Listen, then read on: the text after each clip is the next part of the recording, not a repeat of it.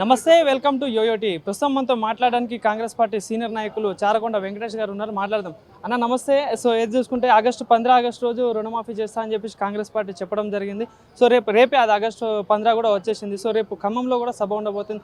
మరేంది నిజంగా రుణమాఫీ ఏకకాలంగా 2 లక్షలు చేస్తా అన్నది అవుతుందా? ఏమంటారు దీనికి?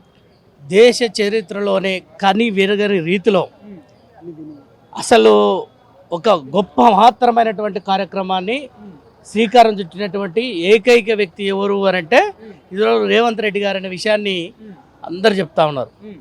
ఆనాడు కాంగ్రెస్ ప్రభుత్వంలో రాజశేఖర రెడ్డి గారు ఎట్లయితే చేశారో ఈరోజు రేవంత్ రెడ్డి గారు ప్రజల గుండెల్లో, రైతుల గుండెల్లో స్థిరస్థాయిగా ఈరోజు గ్రామీణ ప్రాంతాల్లో పోతే ఒక పేద మహిళ, ఒక పేద రైతు, ఎస్సీలు, ఎస్టీలు, బీసీలు అసలు మాకు రుణమాఫీ అని అంటే మళ్ళీ మరో రాజశేఖర రెడ్డి గారు, రేవంత్ రెడ్డి గారు అని గుర్తు చేసుకుంటా ఉన్నారు. కాబట్టి ఇది ఎవ్వరు కూడా చేయలేనటువంటి సాహసోపేతమైనటువంటి గొప్ప నిర్ణయం ఇది.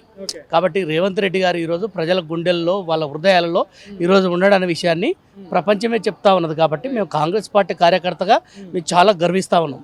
ముఖ్యమంత్రి రేవంత్ రెడ్డి గారు ఇట్లా ఎంతో గొప్ప నిర్ణయం తీసుకొని ముందుకు పోతారంటే రేవంత్ రెడ్డి గారి ఆలోచన విధానం, కాంగ్రెస్ పార్టీ యొక్క ఆలోచన విధానం ఎంత గొప్పగా ఉంటుందని చెప్పడానికి ఇది ఒక చారిత్రకమైనటువంటి సందర్భం అని చెప్పొచ్చు.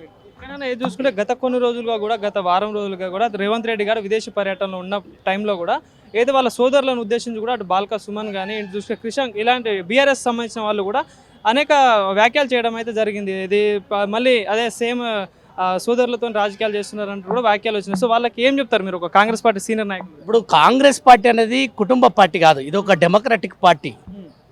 సర్వజనుల, సబ్బండ వర్గాల కుటుంబమే కాంగ్రెస్ పార్టీ. కానీ కేసీఆర్ లాగా, టీఆర్ఎస్ లాగా, కేటీఆర్ లాగా, హరీష్ రావు, కవిత, ఉన్నోళ్ళు లేనోళ్ళనంతా నింపుకున్నటువంటి పార్టీ కాదు ఇది.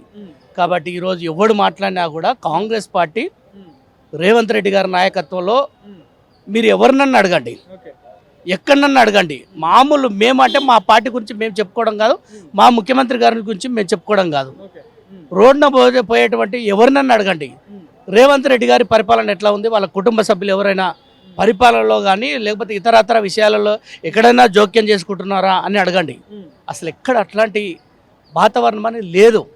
కానీ వాళ్ళు ఎందుకో బీఆర్ఎస్కి సంబంధించినటువంటి వాళ్ళు, బుద్ధి లేనటువంటి వాళ్ళు, బుద్ధి గడ్డి తిన్నటువంటి వాళ్ళు, గత ప్రభుత్వంలో కుటుంబం అంతా సర్వనాశనము, తెలంగాణ అంతా సర్వనాశనం చేసి దోచుకున్నటువంటి వాళ్ళు, దాచుకున్నటువంటి వాళ్ళంతా ఈరోజు బయటకు వచ్చి అయ్యో మేము మా కుటుంబం అంతా బజారున పడే కదా, ఒక ఆమె జైల్లో ఉన్నది, ఇంకొక ఆయన జైలుకు పోయే పరిస్థితి ఉన్నది, వాళ్ళ అవినీతి, వాళ్ళ కథ అంతా కూడా ఎక్కడ బయటకు వస్తుందని భయపడుతున్నారు తప్ప అది రేవంత్ రెడ్డి గారు మొదట్లోనే చెప్పారు ముఖ్యమంత్రి అయినట్టనే నా కుటుంబం ఎక్కడ కూడా రాజకీయాలకు రాదు, నా కుటుంబం ఎక్కడ కూడా ఈ పరిపాలనలో, ప్రభుత్వంలో ఎక్కడ కూడా జోక్యం చేసుకోరనే విషయం చెప్పారు. కాబట్టి అది దానికే అది స్టిక్ అని ఉంది తప్ప మేము చెప్పడమే కాదు, లేకపోతే ఇంకోరు పార్టీలు అనేవాళ్ళు రకరకాల నిందలు వేస్తుంటారు, మాట్లాడుతుంటారు.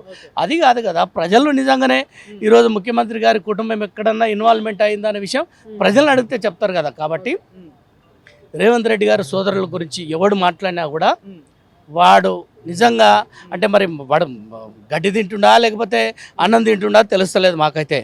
కాబట్టి అట్లాంటి మాటలు అనేది ప్రజలు పట్టించుకోరనే విషయాన్ని గుర్తు చేస్తా ఉన్నాం. కానీ ఇంకోటి ఏది చూసుకుంటే అటు సీతారామ ప్రాజెక్టులో నిన్న మన మంత్రి ఏదైతే 3 మంత్రులు పొంగులేటి కానీ, పొంగులేటి శ్రీనివాస్ రెడ్డి గారు కానీ ఇలా 3 మంత్రులు కూడా ఓపెనింగ్, ఉత్తమ్ కుమార్ రెడ్డి గారు వీళ్ళు ఓపెనింగ్ చేయడం జరిగింది. కానీ దాన్ని ఉద్దేశించుకొని కూడా నిన్న హరీష్ రావు గారు ప్రెస్ మీట్లో చెప్పడం జరిగింది, కేసీఆర్ గారు చేసిన గొప్పతనం అంతా కాంగ్రెస్ పార్టీ వాళ్ళ క్రెడిట్లో వేసుకొని ఒకరనుక ఒకరు పోటీ పడుతున్నారు అని చెప్పేసి కూడా హరీష్ రావు గారు చెప్పడం జరిగింది. సో ఏం చెప్పదలుచుకున్నారు హరీష్ రావు గారు? ఇప్పుడు ప్రాజెక్టుల విషయంలో ఇప్పుడు కాళేశ్వరం ప్రాజెక్టు ఉంది. కాళేశ్వరం ప్రాజెక్టులో 1,00,000 కోట్ల రూపాయలు అవినీతికి పాల్పడి ఈరోజు అది మొత్తం ప్రాజెక్ట్ అంతా కుంగిపోయి మొత్తం బయటకు వచ్చి రకరకాల ఇబ్బందులు పడుతున్నటువంటి ఈ పరిస్థితులలో తెలంగాణ సమాజంలో అభాసుపాలయ్యారు కదా మీరు.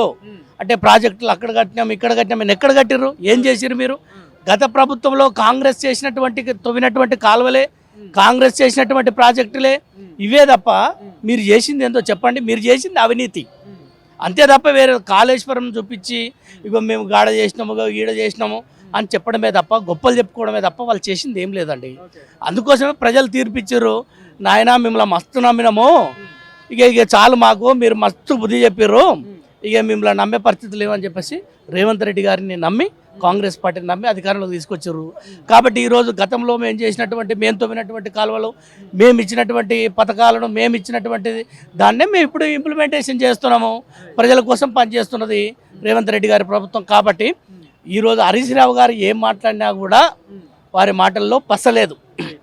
అసలు వారు మాట్లాడుతుంటే ఎవరు వినే పరిస్థితులు లేరు. కాబట్టి వారు ఆరోపణలు చేస్తే ఈడ ఎవరు నమ్మే పరిస్థితి లేరు. కాబట్టి ఇక్కడ ఏ ప్రాజెక్టు గురించి మాట్లాడినా వాళ్ళు ఫస్ట్ మీరు అర్థం చేసుకోవాల్సింది ఏంటంటే, కాళేశ్వరంలో ఏం చేసిరో చెప్పండి మీరు ఫస్ట్.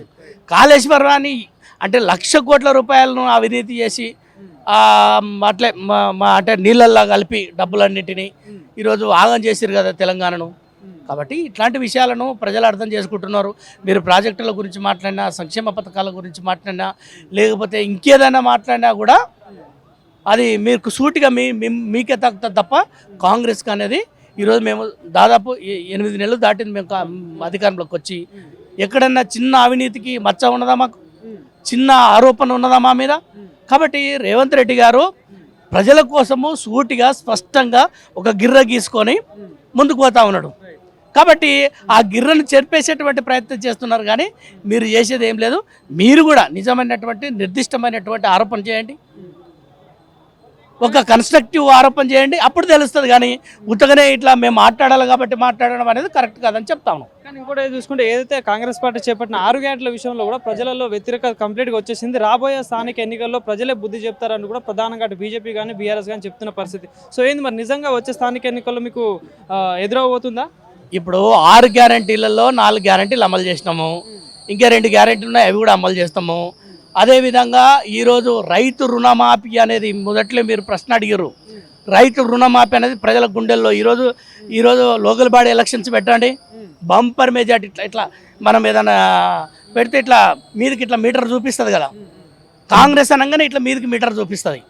కాబట్టి ప్రజలు చాలా స్పష్టంగా ఉన్నారు. కాంగ్రెస్ పార్టీని ఆదరించడానికి, ఆశీర్వదించడానికి రేవంత్ రెడ్డి గారి నాయకత్వంలో ముందుకు పోతుంది. కాబట్టి మేము అనుకుంటున్నాం ఇంకో 15 సంవత్సరాలు కాంగ్రెస్ ప్రభుత్వం, రేవంత్ రెడ్డి గారే ముఖ్యమంత్రి ఉంటారు.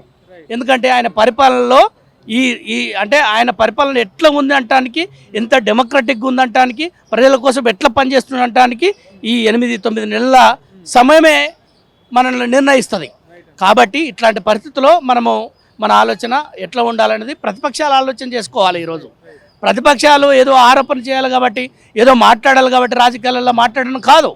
కాబట్టి ఇక్కడ ఆలోచన చేయాల్సింది ఏంటంటే, రేవంత్ రెడ్డి గారి పరిపాలన ప్రజల కోసం పనిచేస్తూ ఉన్నది, ఒక డెమోక్రటిక్ ఆలోచనతో ముందుకు పోతున్న విషయాన్ని చూడాలనే విషయాన్ని చెప్తా ఉన్నాం. Thank you.